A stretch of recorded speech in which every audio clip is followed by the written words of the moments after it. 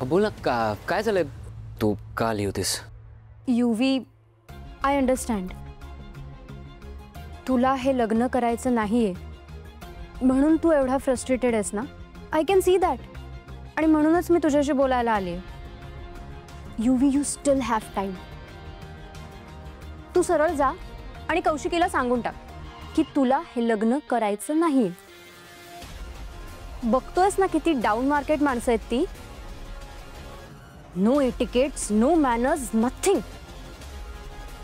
आपल्या स्टेटसच्या आहे ना जवळपास सुद्धा पोहोचू शकत नाहीत ते. म्हणून सांगते युवी, तू अजूनही हे लग्न थांबवू शकतोस. Go tell Kaushiki. तुझ्या पूर्ण लाईफचा प्रश्न आहे. मी हे लग्न करणार आहे. व्हॉट? बट वाय युवी? तुला निशितापेक्षा खूप चांगली मुलगी मिळू शकते. Trust me. तुला हे सगळं करायची काही एक गरज नाहीये. गरज आहे.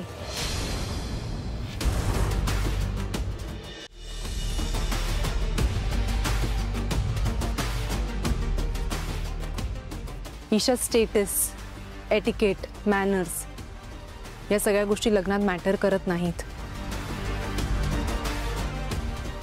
लग्नात फक्त एक गोष्ट मॅटर करते आणि ते म्हणजे प्रेम. दोघांचंही एकमेकांवर प्रेम असलं ना की सगळं नीट होतं. आणि मला खात्री आहे युवराजचं निशितावर प्रेम आहे. बरोबर ना युवराज?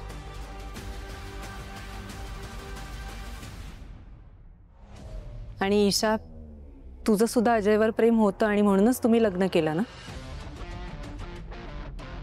आणि बघ आता Ajay is a part of our family नाव. तो ॲडजस्ट झालाय, तशी ती होईल. हो प्लीज, तू मला एवढं लेक्चर देतेस. तुझा नवराही आपल्या स्टेटसचा नव्हता. काय झालं? टिकलं तुझं लग्न? ईशा, टिकलं का? आणि म्हणूनच मी म्हणतेय Nishita is not a right fit for Yuvi. I think you are right. Yuvraj, कदाचित तुला निशितापेक्षा चांगली मुलगी मिळू शकते,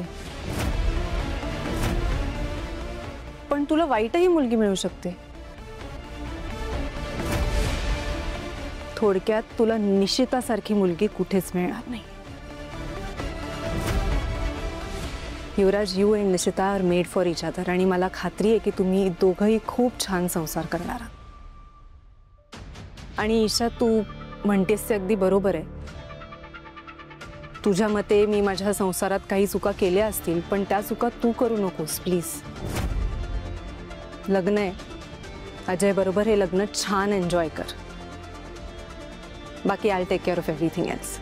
राईट?